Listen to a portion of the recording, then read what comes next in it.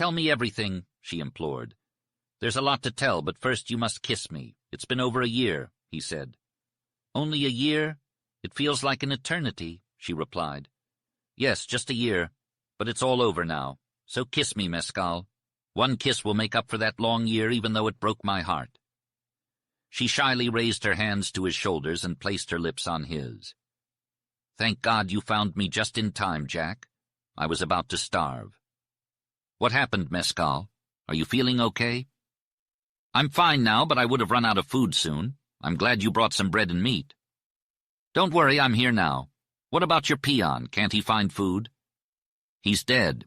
I found him dead months ago and buried him here.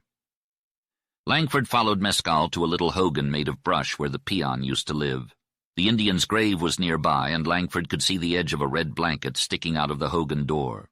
The burnt-out fire was still smoking, and blackened earthen vessels lay scattered around. The place was surrounded by cottonwoods and vines, and the sky and cliffs shone through the foliage. The sound of birds and bees was almost drowned out by the soft roar of water. "Is that the Colorado River I hear?" asked Langford.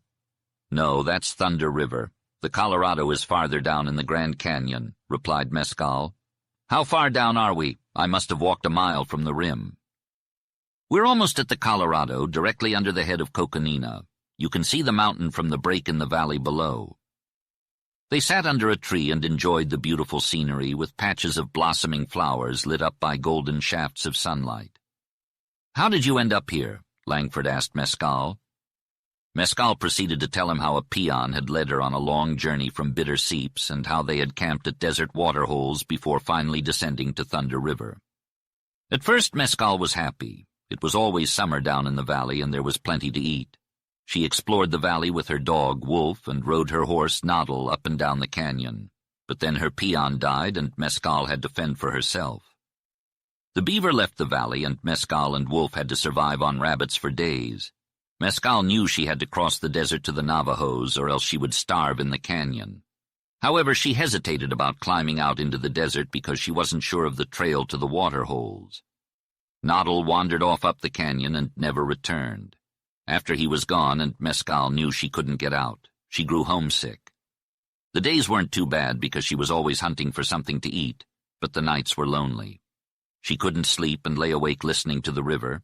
Eventually she could hear whispering and singing and music and strange sounds and low thunder, always low thunder. She wasn't really frightened, only lonely, and the canyon was so dark and full of mutterings. Sometimes she would dream she was back on the plateau with Jack, Topper, and the sheep. When she would awake in the loneliness, she would cry. "Mescal, I heard those cries," Langford said. "It was strange the way I felt. I believe if I had never known and loved you, Jack, I would have forgotten home. After I'd been here a while, I seemed to be drifting. It was as if I had lived in the canyon long before and was remembering." The emotion was overpowering, but thoughts of the vast world and of you always brought me back to the present with its loneliness and the fear of starvation. I yearned for you and would cry out. I knew I had to send Wolf home, but it was tough to make him go. Eventually he trotted off, casting a backward glance, and I waited and waited. She leaned against him, her hand dropping from his sleeve to his fingers and clinging there. Langford was aware that her story had downplayed the dangers and hardships of that long year. She had grown desolate in the canyon's darkness and had sent Wolf away, waiting for his return. But more than anything, she said, the look on her face and the tale told in her thin brown hands touched his heart. Since his arrival, she had clung to his fingers, coat, or arm, never letting go completely. She had lived for so long in this strange world of silence, moving shadows and murmuring water that she needed to feel the solidity of her hopes, to assure herself of the reality of the man she loved. "My Mustang Topper told me about her," said Mescal. "Topper's doing well. He's sleek, fat, and lazy. She's been in the fields since you left with no bridle on her. Many times I've seen her poke her black muzzle over the fence and look down the lane. She'd never forget you, Mescal." "Oh, how I long to see her. Tell me everything." "Wait a little. Let me fetch Silvermane and we'll make a fire and eat. Then tell me now." "Well, Mescal, it's a short story." Then he recounted the events that followed her flight. When he mentioned the shooting at Silver Cup, Mescal rose with a heaving bosom and blazing eyes. "It was nothing. I wasn't hurt much. Only the intention was bad. We saw no more of Snap or Holderness. Snap's wife had passed away, a fact that Mescal expressed her condolences for. She also expressed her guilt for being the cause of Snap's pain, but explained that she couldn't have married him. Jack Langford, her companion, consoled her and said that Snap's character was bad through and through. He also mentioned that Snap was now a rustler, or worse, and that the men who thought Snap killed Mescal would be surprised when they saw her alive. Mescal was worried about what would happen when she met Snap or any of the men who thought she was dead. Jack assured her that he would do his best to keep her safe, but reminded her of Silvermane, a horse that could outrun any other. Mescal suggested living with the Navajos or in a canyon across the Colorado, but Jack insisted on taking her home and marrying her with the blessing of Father Justice. Mescal was surprised and speechless for a long time, but eventually asked if Father Justice was angry. Jack replied that he was kind and understanding, but reminded her that she was still pledged to Snap in the Mormon church and that couldn't be changed. "I don't think even if he's an outlaw it can't be changed," said Mescal. "Snap won't waste any time in chasing me down once he realizes I'm alive. You don't know him, Jack. I'm scared to go back home." "My love, we don't have any other option. We can't live like Indians," replied Jack. "But Jack, imagine me watching you ride away from home every day. Imagine me always on the lookout for Snap. I couldn't handle it. I've grown weak during this year of absence," pleaded Mescal.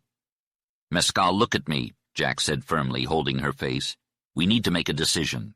Now tell me you love me." "Yes, I do," Mescal replied quickly. "Say it," Jack demanded. "I love you, Jack," Mescal said with more conviction. "Say you'll marry me," Jack continued. "I will marry you," Mescal said, smiling through tears. "Good. Listen to me. I'll get you out of this canyon and take you home. You're mine now, and I'll protect you. I don't want to run into Snap Justice, but I'll try my best to avoid him. Your happiness and maybe even your life depend on me. Do you understand?" Jack said, holding her tightly. Silvermane walked into the clearing with a tight saddle girth that Jack struggled to unbuckle. The grass in Thunder River Canyon was too tempting for the desert stallion. Langford removed the saddle and tied up the gray to a cottonwood tree. Wolf came back with a rabbit in his mouth. "Mescal, can we cross the Colorado and find a way over Coconina?" Langford asked.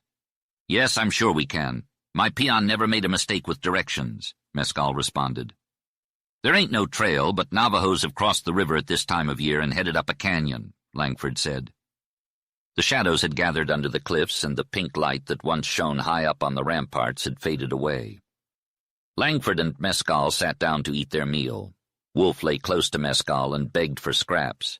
They sat together in silence as the sound of the river rumbled in the background.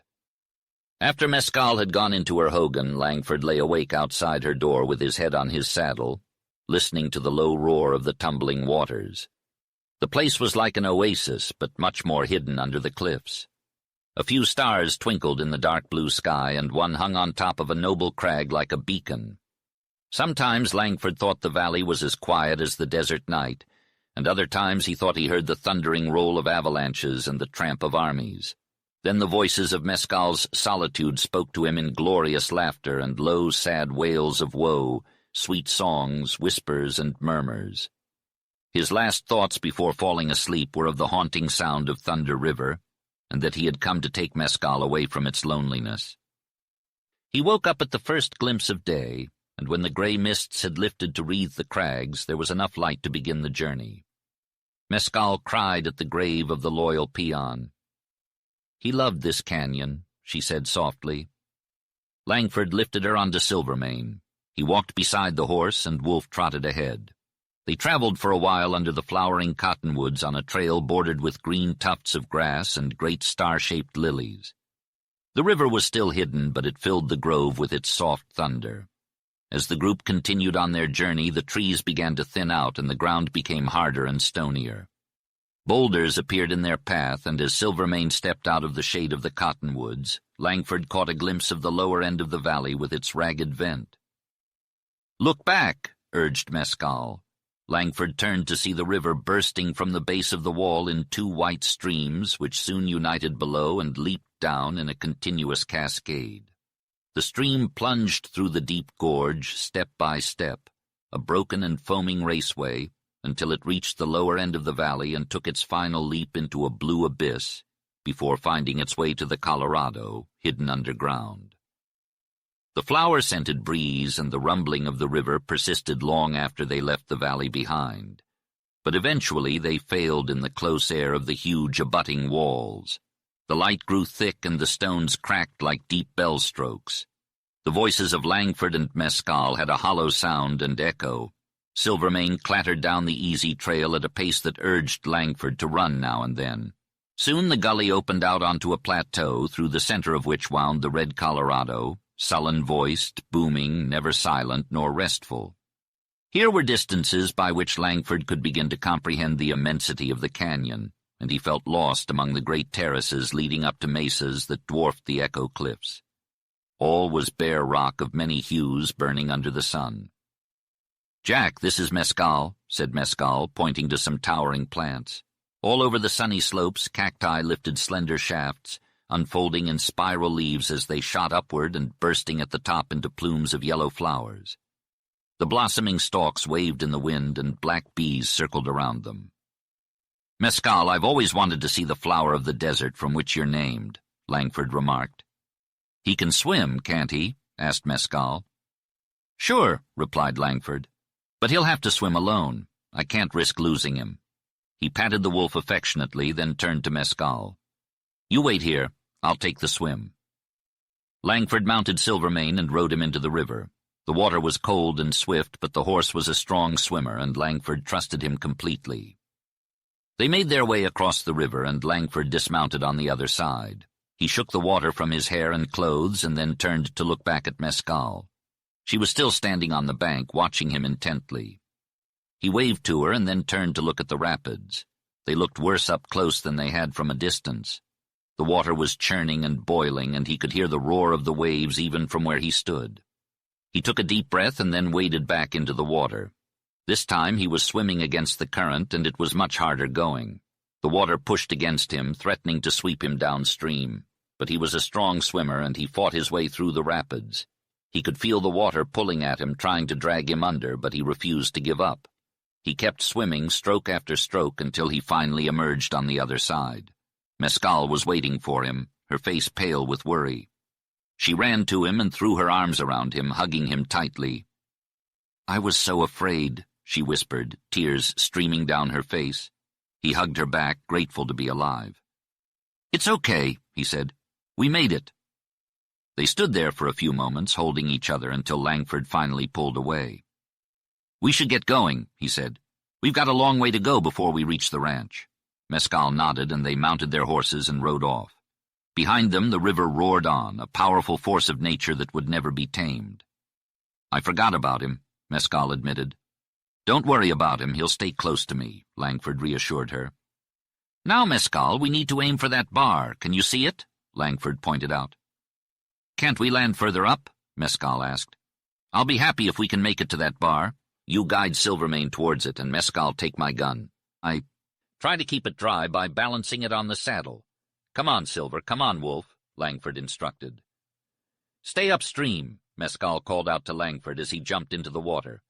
"Don't let the current take you downstream."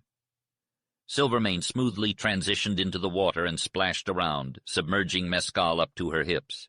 The horse swam with the current, his nose level with the water, his mane and tail floating. Langford swam alongside Mescal, keeping up with the horse for a quarter of the way. But as they approached the swirling eddies, Langford began to tire. The water was thick and heavy, compressing his lungs and dragging at his feet. He spun round and round in the eddies, just like Silvermane. He tasted sand in his mouth when the waves hit his face, realizing that even in the depths of the canyon he couldn't escape the sand. As the current grew rougher, Langford struggled to keep up with Silvermane. His arms felt useless, and the water pressed tighter around him. He remembered August Justice's advice that the Navajos didn't attempt to swim the river when it was full of sand and in flood. He stopped struggling and let the current take him. Soon he was close to Silvermane and grabbed a saddle strap. "Not there!" shouted Mescal. "He might hit you. Hang on to his tail." Langford dropped behind and held on to Silvermane's tail tightly. The waves crashed over him and splashed at Mescal's waist. The current grew stronger, pulling Silvermane out of line with the menacing black wall that loomed closer and closer. Mescal raised her rifle and rested it on the saddle, holding it upright. The roar of the rapids faded away, replaced by the sound of the water slapping against the rocks. Mescal turned to him with sparkling eyes, cupped her hands around her mouth, and shouted, "We can't make the bar. We have to go through this side of the rapids. Hold on tight." In the deafening noise, Langford felt the irresistible pull of the current. He held on with both hands, struggling to keep his grip as Silvermane dipped over a low waterfall. Then Langford was riding the water as it rushed down an incline. It ended with a red-crested wave, followed by a chaos of curling breakers. Langford caught a glimpse of Mescal crouching low, shoulders hunched and head bent. Then, with one white flash of the stallion's mane against her flying black hair, she disappeared into the leaping waves and spray. Langford was thrown forward into the backlash of the wave. The impact blinded him, stunned him, and nearly tore his arms from his body. But his hands were so tightly twisted in Silvermane's tail that he couldn't let go. The current carried him from wave to wave, dragging him through a cauldron. He was blinded by the stinging blows and deafened by the tremendous roar. Then the waves calmed down and the cross-currents straightened out. He could finally breathe again. Silvermane kept pulling him steadily until his feet touched the ground. His eyes were filled with gritty sand, but Jack managed to make out the silhouette of Mescal and Silvermane as they emerged from the river onto a sandbar with a series of loud snorts.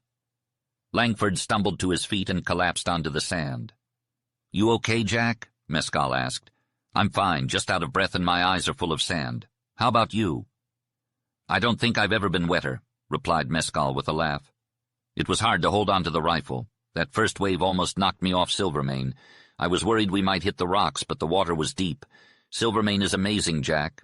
Wolf swam out ahead of us and was waiting when we landed."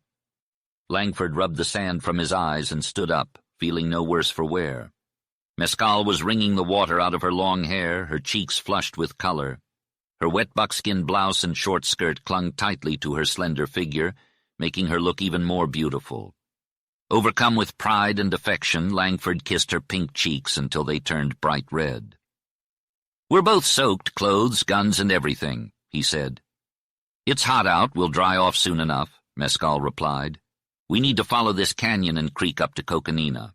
My peon drew me a map in the sand one day. It's going to be a tough climb." Langford poured the water out of his boots, put them on, and helped Mescal onto Silvermane. He led the way into the mouth of the dark canyon, with Wolf trotting along beside him. As they passed the marble rock, the canyon opened up into a vast expanse with towering walls that took their breath away. Langford's attention was solely focused on the creek's gravelly bars and shallow levels. He was determined to find an easier path for his horse and continued on, not paying attention to the passing time.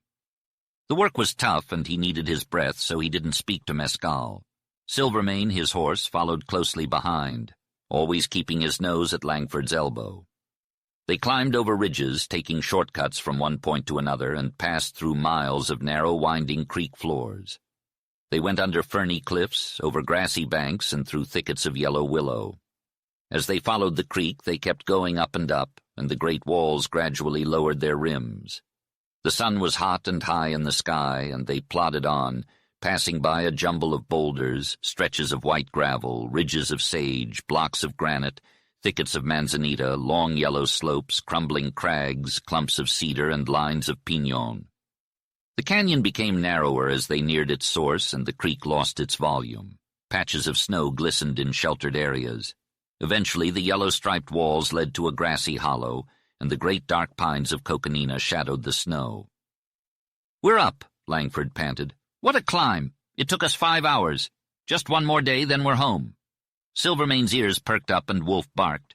2 gray deer emerged from a thicket and looked around curiously.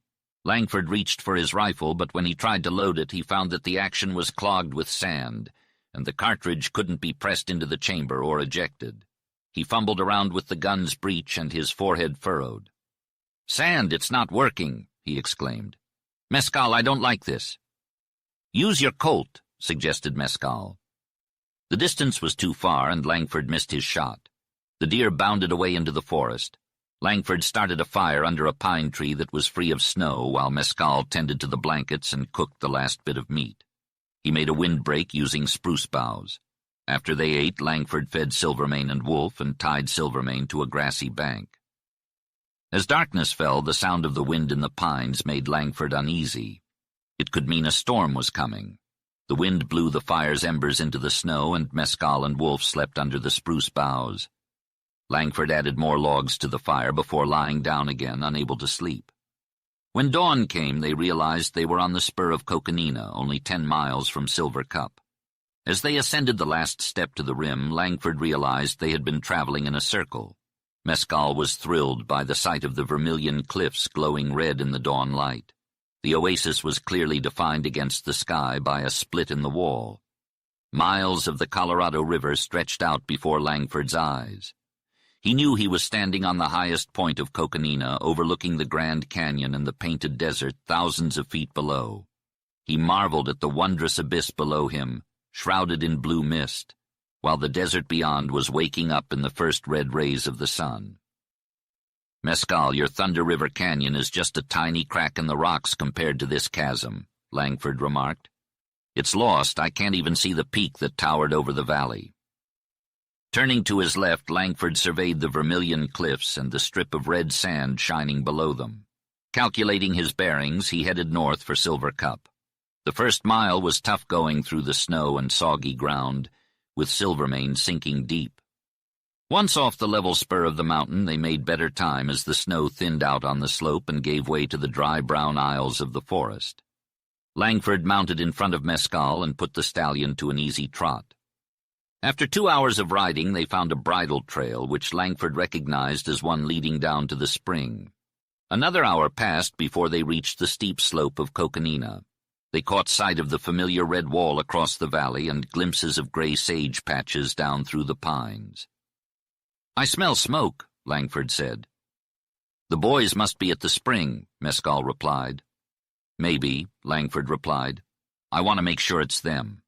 We'll leave the trail and slip down through the woods to the left. I wish we could get down on the home side of the spring." "We can't. We gotta pass it," Langford insisted, peering through the pines. He carefully led Silvermane down the slope in a diagonal course, making sure to avoid any noise that might alert anyone to their presence. Once they reached the valley, Langford turned towards it, still keeping under cover of the cedars. "Mescal, there's too many cattle in the valley," he warned her. "They can't all be ours, that's for sure." "What do you think?" Mescal asked. "Holderness!" Langford's face grew stern. He continued to lead the horse under the cedars, whispering to Wolf every so often until they reached the bulging wall of rock that blocked their way. "Only cattle in the valley, no horses," he observed. "I've got a good chance to cut across this curve and reach the trail. If I take time to climb up and see who's at the spring, maybe the chance will be gone. I don't believe Dave and the boys are there." He thought for a moment, then climbed up in front of Mescal and directed the gray out into the valley. Soon they were among the grazing cattle.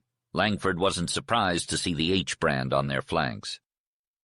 "Jack, look at that brand," Mescal pointed to a white-flanked steer. "There's an old brand like a cross, Father Justice's cross, and a new brand, a single bar. Together they make an H." "Mescal, you've hit it. I remember that steer. He was a very devil to brand. He's the property of August Justice, and Holderness has added the bar, making a clumsy H. What a rustler's trick. It wouldn't deceive a child." As they reached the cedars and the trail, Wolf began to sniff suspiciously at the wind. "Look," Mescal whispered, calling Langford's attention to the dog. "Hey, look over there," Mescal exclaimed, pointing through a thicket of cedar boughs. Langford followed her gaze and spotted a freshly built corral made of stripped pine logs. He noticed piles of unstripped logs further up and a new cabin with smoke rising from a stone chimney nearby a spring. Langford steered Silvermane off the trail and continued up the slope, crossing a dried-up wash and passing an old mud-puddle pool until he was suddenly interrupted by his horse and Wolf, who had both stopped with their ears perked up. Langford heard the sound of horse hooves and eventually spotted 3 horses and a man emerging from the shadows of the cedars into a patch of sunlight. Langford was lucky enough to be hidden behind a thick cedar tree and decided to stay hidden in case the man and horses passed by without noticing him. The man leading the horses was Beale, a slender and clean-shaven dark-haired man who Langford recognized as an outlaw. Beale was whistling Dixie and carrying 2 halters in one hand, leading his bay horse by the mane with the other. Langford noticed that Beale was unarmed and that the horses only had halters and hobbles. Langford gripped the handle of his Colt but decided against pulling it out since Beale was not a threat. To Langford's dismay, Beale turned onto the trail and started walking towards Langford. Langford snapped a switch off an aspen tree and smacked Silvermane's flanks with it. The gray horse bolted forward, causing Beale's horses to panic and run off. But Beale himself went pale as a ghost and froze in place, terror etched on his face. It wasn't the sight of a man or a horse that scared him. It was something supernatural. As Silvermane charged forward, he collided with Beale, sending him flying off the trail. Langford looked back and saw the outlaw fall, but then he quickly got back up unscathed. Beale shook his fists and screamed as he ran towards the cabin. Chapter 17. "Damn it, the saddle's slipping!" exclaimed Mescal, her arms tightening around Jack's waist. "Well, ain't that just my luck?" muttered Langford through gritted teeth as he pulled hard on the reins. But the stallion was stubborn, ignoring the pressure of the bit and continuing to gallop. Langford called out, "Whoa there, Silver, take it slow now, easy," until the horse finally came to a stop. Langford dismounted and carefully lifted Mescal off, the saddle slipping to the ground as he did so. "We're lucky we didn't fall," Langford said, examining the broken girth. "It must have gotten wet and dried out."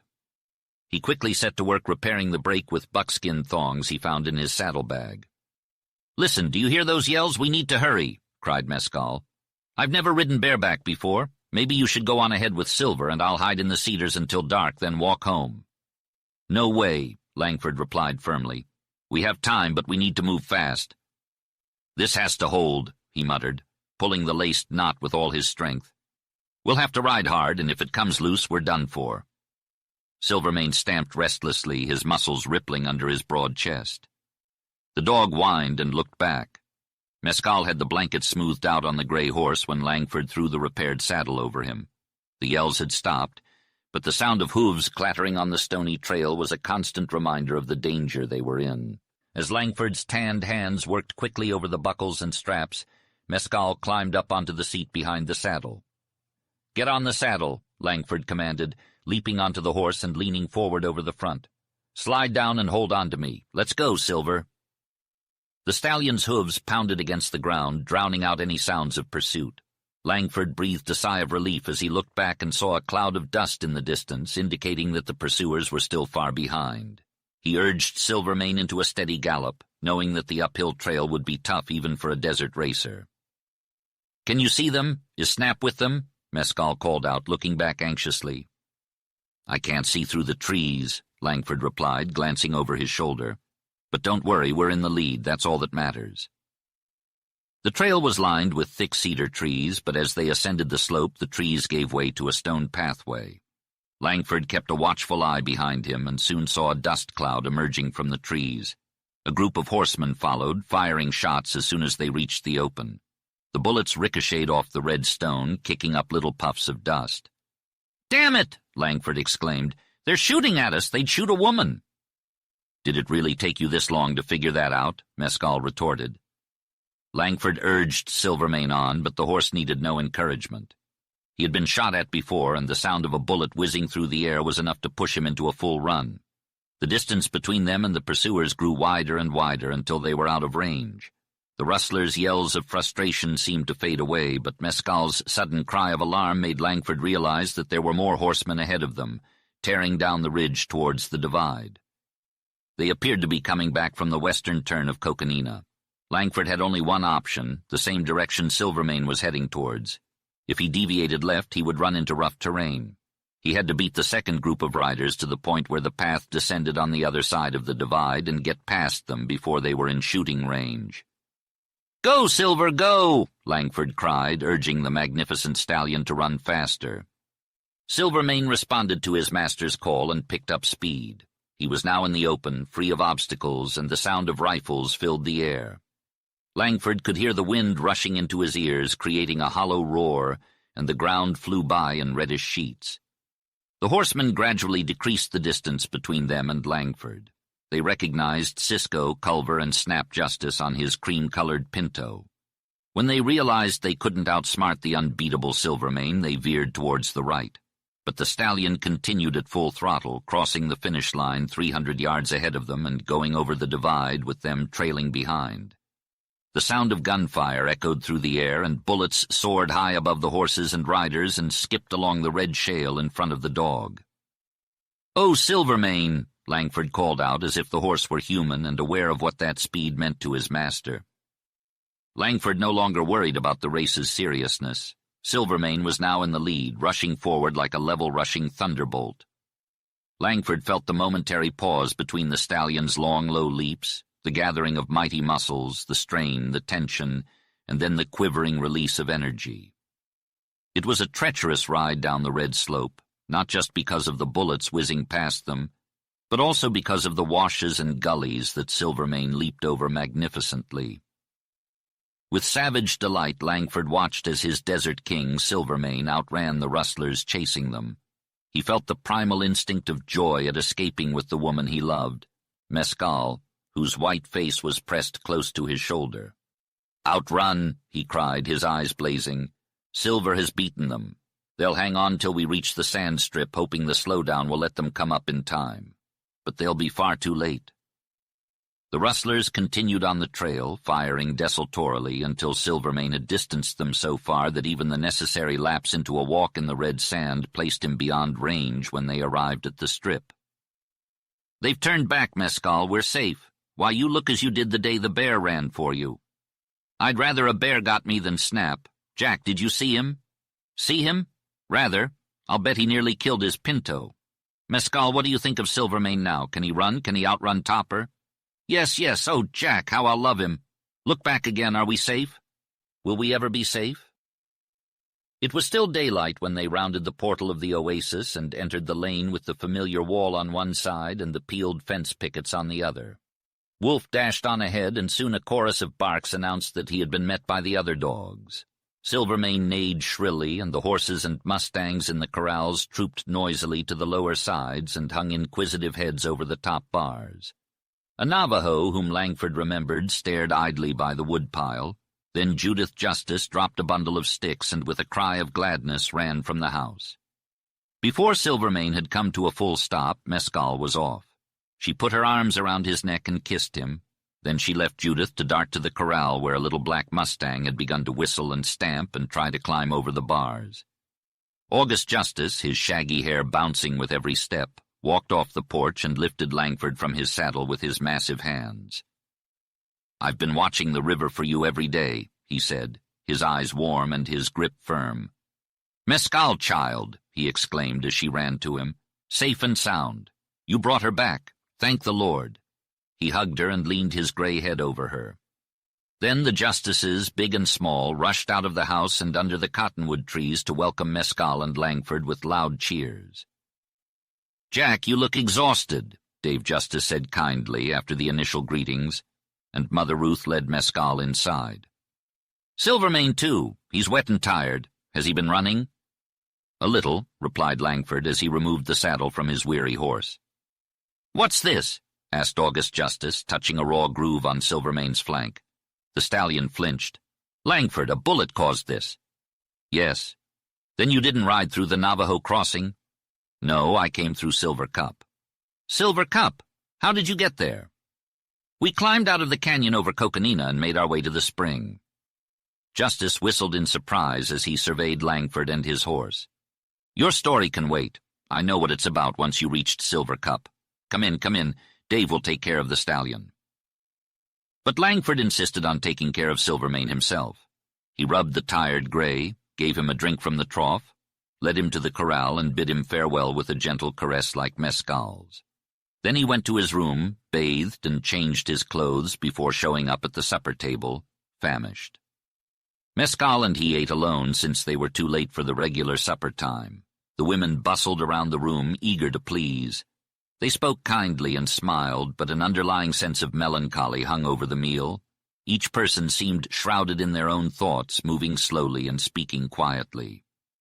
When Langford entered the sitting room, Justice and his sons were waiting for him. The door was shut behind him, and the men's faces were stern. "Tell us everything," Justice said simply. Langford recounted his adventures, uninterrupted until he mentioned Silvermane running down Beale.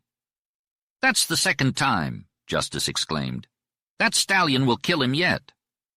Langford finished his story, and Dave Justice spoke up. "You owe a lot to that wild horse," he said.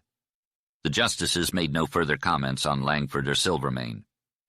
"You knew Holderness had taken Silver Cup?" Langford asked. August Justice nodded gloomily. "We knew," Dave replied. "While I was in White Sage and the boys were here at home, Holderness rode to the spring and took possession. I stopped by to see him on my way back, but he wasn't around. Snap was there leading a group of riders. Beale was there too." "Did you go into the camp?" Langford asked. "Sure did," Dave said. "I was looking for Holderness. There were 18 or 20 riders in the group. I talked to a few of the Mormons, good fellows they used to be. I also had some words with Beale. He said, 'I sure was sorry Snap got to my spy first. I wanted him bad, and I'm sure going to have his white horse.' All of them, Snap and Beale included, thought you were already buried in the cemetery." "Not yet," Langford said. "Beale looked like he saw a ghost when Silvermane went after him. They're all at Silver Cup now. What are we going to do? They're open thieves." August Justice and his companions were discussing the new brand on their stock, which belonged to Holderness. August believed that the brand was proof of Holderness's guilt, but Langford argued that possession was the real issue. Holderness had stolen August's water and stock, and he and his men were worse than rustlers. They had even fired on Mescal and August. Dave asked why August hadn't shot back, but August explained that his rifle was full of water and sand.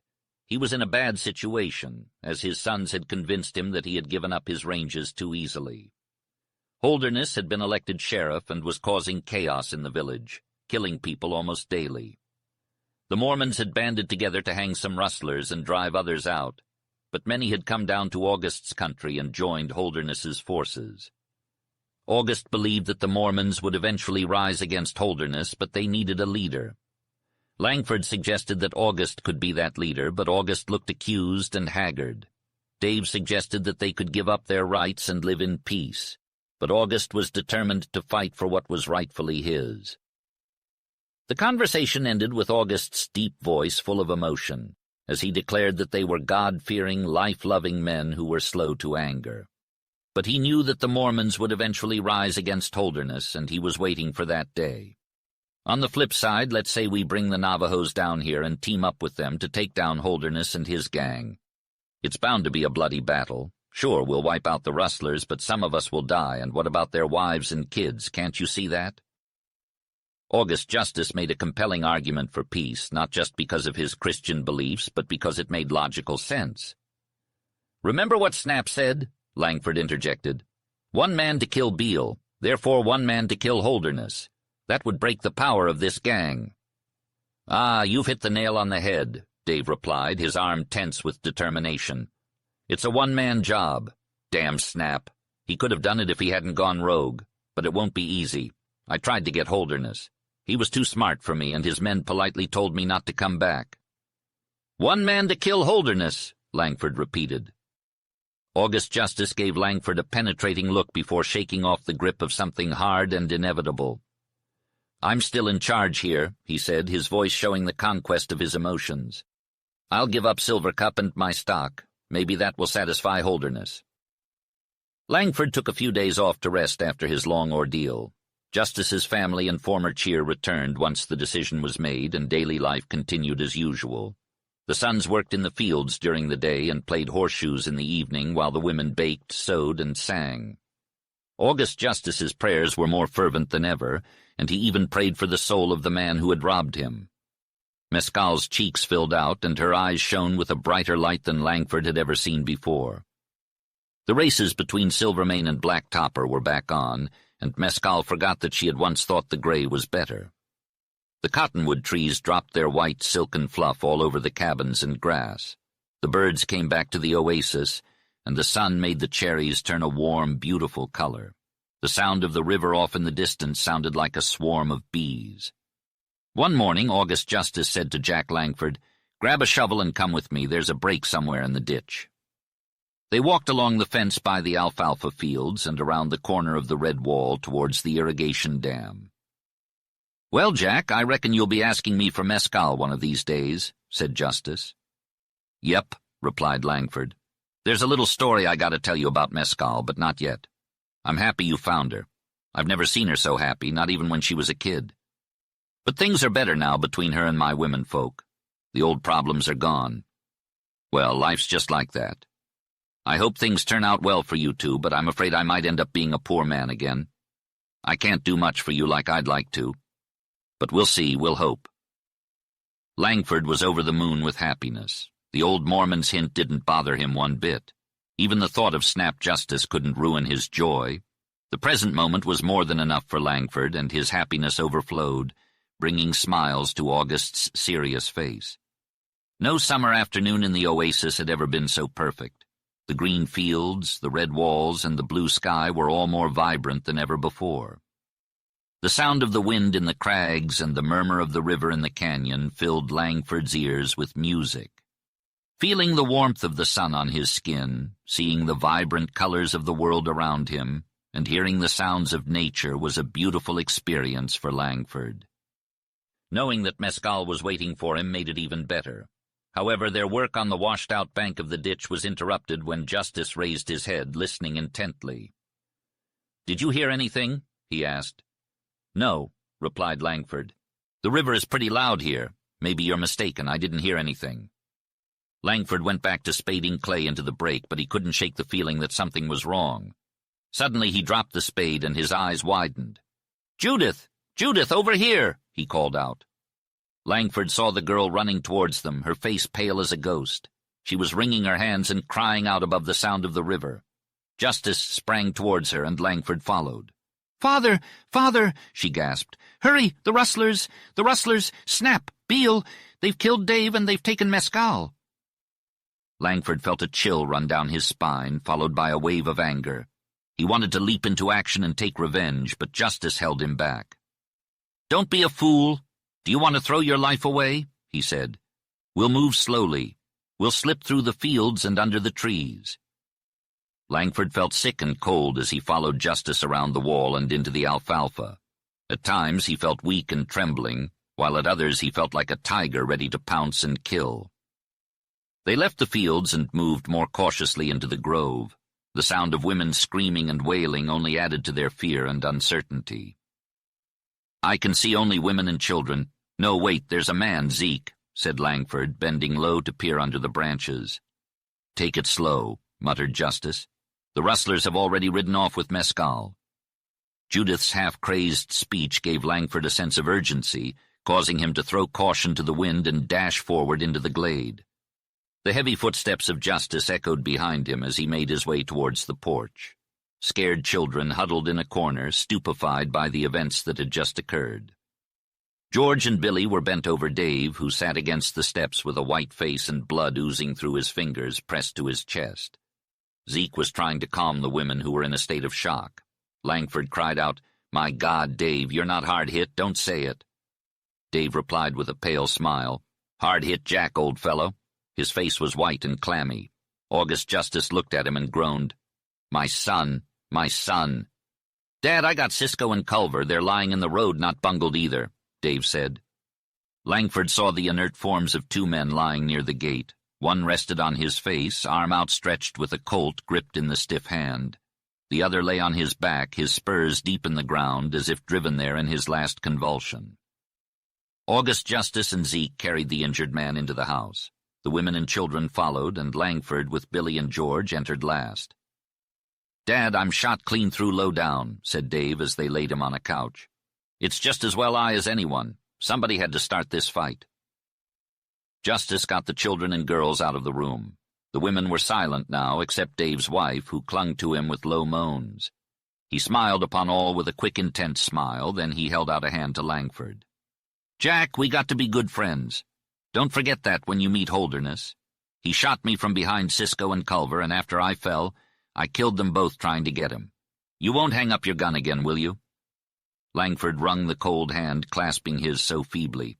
"No, Dave, no." Then he fled from the room. For an hour he stood on the porch waiting in dumb misery. George and Zeke came out, followed by their father.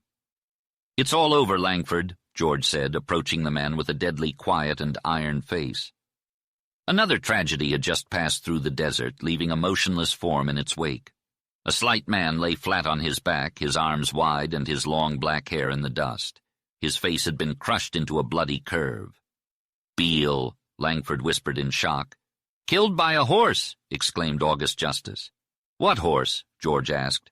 "Silvermane," George replied. "Who rode my horse? Tell me quick," Langford demanded. "It was Mescal. Let me tell you how it all happened," George began. "I was at the forge when I heard a bunch of horses coming up the lane. I wasn't packing my gun, but I ran anyway. When I got to the house, there was Dave facing Snap Beale and a group of rustlers. I saw Cisco at first, but not Holderness. There must have been 20 men. I came after Mescal, that's what," Snap said. "You can't have her," Dave answered. "We'll sure take her, and we want Silvermane too," Beale said. "So you're a horse thief as well as a rustler?" Dave asked. "Justice, I ain't in any mind to fool. Snap wants the girl, and I want Silvermane and that damn spy that come back to life," Beale said. Then Holderness spoke from the back of the crowd. "Justice, you'd better hurry if you don't want the house burned," George continued. Dave drew and Holderness fired from behind the men. Dave fell, raised up, and shot Cisco and Culver, then dropped his gun. With that, the women in the house began to scream, and Mescal ran out saying she'd go with Snap if they'd do no more harm. "All right," Snap said. "Get a horse, hurry, hurry." Then Beale got off his horse and headed towards the corral. "I sure want Silvermane," he said. Mescal reached the gate before Beale did. "Let me get Silvermane. He's wild. He doesn't know you. He'll kick you if you go near him," she said. She dropped the bars and approached the horse. He was rearing and snorting. She calmed him down and then stepped up on the fence to untie him. When she had him loose, she leaped off the fence onto his back, screaming as she hit him with the halter. Silvermane snorted and jumped, and in 3 jumps he was running like a bullet. Beale tried to stop him and was knocked 20 feet. He was trying to get up when the stallion ran over him. He never moved again. Once in the lane, Silvermane got going, and Lord, how he did run. Mescal hung low over his neck like an Indian. He was gone in a cloud of dust before Snap and the rustlers knew what had happened. Snap was the first to come to, and yelling and waving his gun, spurred down the lane. The rest of the rustlers galloped after him. August Justice placed a sympathetic hand on Langford's shaking shoulder. "You see, lad, things are never as bad as they seem at first. Snap might as well try to catch a bird as catch Silvermane." Chapter 18. "Mescal's way ahead of us now, Langford," said Justice confidently. "That was a clever move by the Indian. She'll ride Silvermane into White Sage tomorrow night and hide from Snap. The bishop will take care of her, and she'll be safe for now. But first we have to bury these men. We'll do it tomorrow, my son." "What happens after that?" asked Langford, standing up straight. The Mormon's eyes filled with pain, a battle between his physical desires and his spiritual beliefs raging within him. His face contorted briefly before settling into a hard, expressionless mask. The internal struggle continued, the eternal conflict between the flesh and the soul, with the flesh emerging victorious once again. "The time has come," exclaimed George Justice. "Yes," replied his father curtly. A great calm settled over Langford as he heard August Justice's words. In that moment he knew that the old man had finally learned the lesson of the desert, to strike first and hard. "Zeke, get a team ready," ordered August Justice. "Wait a moment. Here comes Paiute. Let's hear what he has to say." Paiute appeared on the zigzag cliff trail, driving a burro at breakneck speed. "He spotted Silvermane and the rustlers," suggested George as the shepherd approached. Justice translated the excited Indians' Navajo and Paiute languages, which confirmed George's suspicions. "Snap's running ahead of Silvermane damn fast," exclaimed Paiute. "Mescal's pushing him hard to make the sand strip," said George. "Paiute, light 3 fires at Lookout Point tonight." This order signaled the Navajos to hurry, and after August Justice had given it, he waved Paiute towards the cliff and lapsed into a silence that no one dared to break. Justice buried the rustlers in the famous cemetery under the red wall. He laid Beale in grave 31, the same one the outlaw had promised as the last resting place of Beale's spy. Cisco and Culver were buried together. It was noteworthy that no Mormon rites were conferred on Culver, once a Mormon in good standing, nor were any prayers spoken over the open graves. What did August Justice intend to do? That was the question in Langford's mind as he left the house. It was a silent day, warm as summer, though the sun was overcast with gray clouds. The birds were quiet in the trees. There was no bray of burrow or clarion call of peacock. Even the hum of the river had fallen into silence. Langford wandered over the farm and down the red lane, brooding over the issue. Justice's words were few but filled with meaning. His normally warm demeanor had been replaced by a cold and imposing aura. It was as if the meek had revolted. The gentle, loving, and spiritual aspects of his life had failed him. Langford couldn't help but think about how the desert had transformed him as well. It had instilled in him a desire to fight, resist, and survive. If he, a stranger to the desert, could be molded in a few short years, what about August Justice? He was born on the desert and had spent 60 years sleeping on its sands for 5 nights out of 7. The desert. The thought made Langford tremble with fear and awe. But slowly he began to understand the meaning behind it all. The desert had measureless distances that taught restraint, untrodden trails, shifting sands, thorny breaks, broken lava, and unscalable heights and depths. And above all, there was the red and burning sun. The desert plants fought for survival, growing far apart and sending roots deep into the sand and rock for moisture. They armed every leaf with barbed thorns and poisonous sap. They never thrived, but always thirsted. The creatures of the desert lived without water and endured the sun's scorching heat. They were in a constant state of war. The hawk had a sharper eye, beak, and wings than his counterparts in more fruitful lands. Its claws were deeper and more curved. For him there was little to eat except for a rabbit or rock rat. Nature made his swoop like lightning, and it never missed its aim. The gaunt wolf never failed in his silent hunt. The lizard flicked an invisible tongue into the heart of a flower, and the bee it caught stung with a poisoned sting. Life in the desert was a battle, and only the strong survived. The desert trained each of its wild things to survive, and August Justice was no exception. In the unforgiving desert, the sun beat down upon everything and everyone. Survival was the ultimate goal, whether it meant killing or escaping death. The struggle against the barrenness and heat was tough enough, but the creatures of the desert must also fight amongst themselves. Those who managed to drift into the desert and survive had to endure the harsh conditions of wind, heat, drought, and famine. They grew lean and hard, becoming keen-eyed and silent. The weak, the humble, and the sacrificing were inevitably weeded out. As each man developed, he took on some aspect of the desert. Holderness had the amber clearness of its vast distances in his eyes and its deceit in his soul. August Justice embodied the magnificence of the desert pine in his giant form, and its strength in his heart. Snap Justice had the cast of the hawk beak in his face and its cruelty in his nature, but they all shared the same element of survival ferocity. August Justice had subdued his ferocity to the promptings of a Christ-like spirit, yet did not his energy, tirelessness, will to achieve, and power to resist also partake of that fierceness? After many struggles, he too had been overcome by the desert's call for blood. His mystery was no longer a mystery. In those moments of revelation which he disclaimed, he had seen himself as faithful to the desert in the end. Langford had a restless night, plagued by dreams of a great gray horse leaping in the sky from cloud to cloud, with lightning and thunder under its hooves. He dreamed of Mescal's brooding eyes, dark gateways of the desert open only to him, where he chased the alluring stars deep into the purple distance. He dreamed of himself waiting in serene confidence for some unknown thing to pass. When he finally awoke late in the morning, he found the house hushed.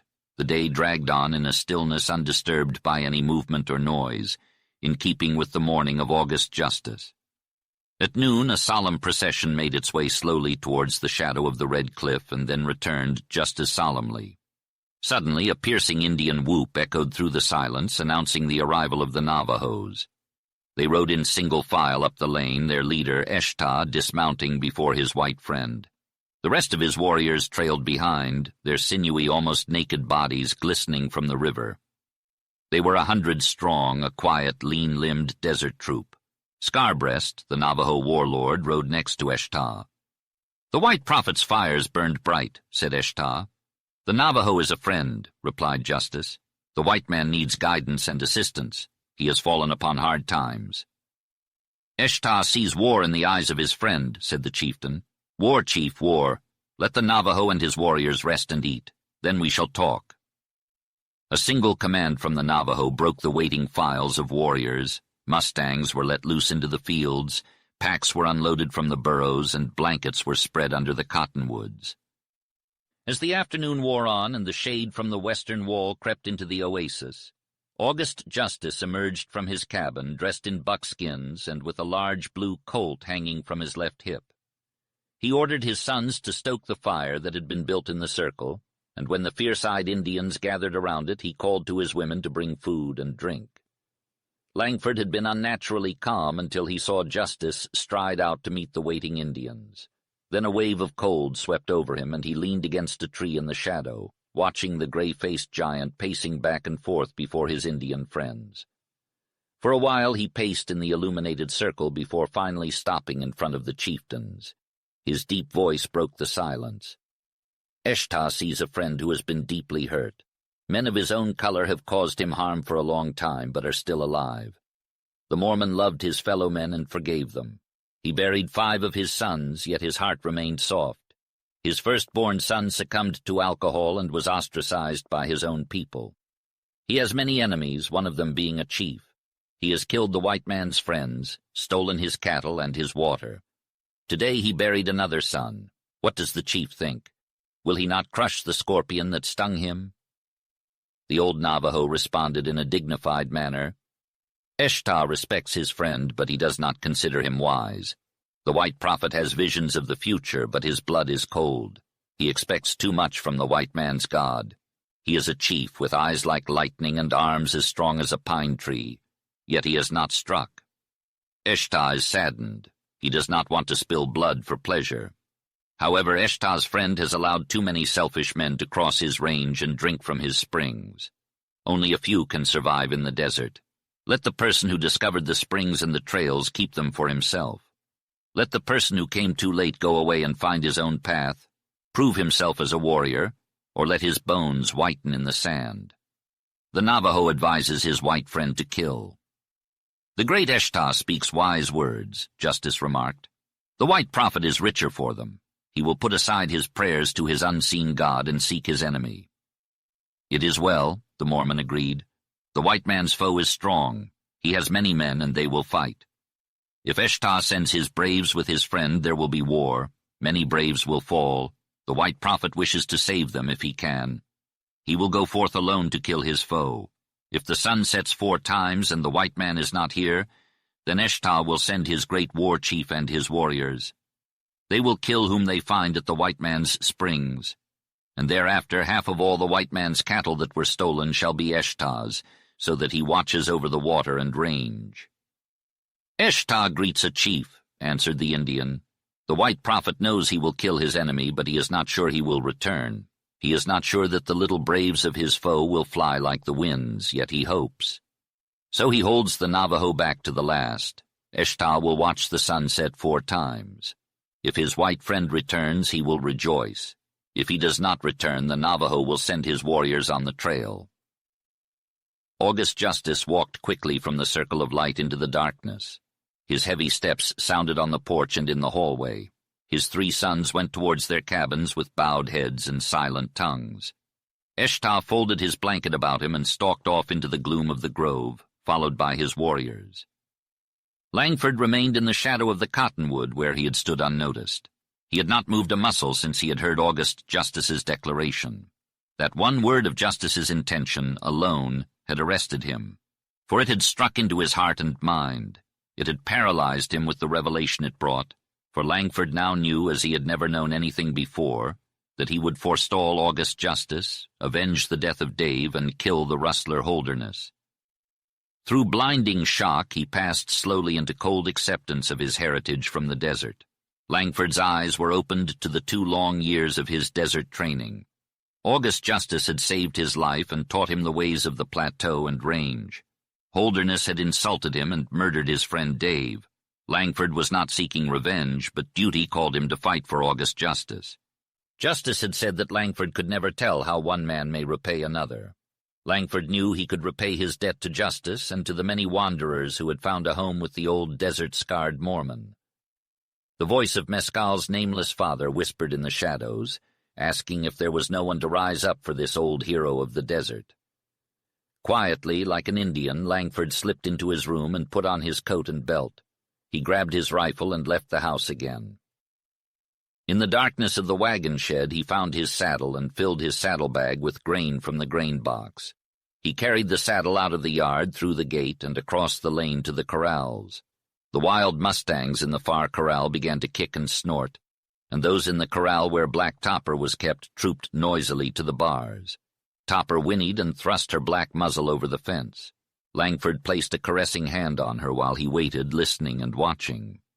It was not unusual for the mustangs to get restless at any time, and Langford was confident that this would pass without investigation. Gradually, the restless stampings and suspicious snortings ceased, and Langford let down the bars, leading Topper out into the lane. In a matter of moments he had saddled her. His bridle hung where he always kept it, on the pommel, and with nimble fingers he shortened the several straps to fit Topper's head and slipped the bit between her teeth. Then he put up the bars of the gate. Before mounting, he stood for a moment thinking coolly, deliberately numbering the several necessities he must not forget. Grain for Topper, food for himself, his Colt and Winchester, cartridges, canteen, matches, and knife. He inserted a hand into one of his saddlebags, expecting to find some strips of meat. The bag was empty. He felt in the other one, and under the grain he found what he sought. The canteen lay in the coil of his lasso, tied to the saddle, and its heavy canvas covering was damp to his touch.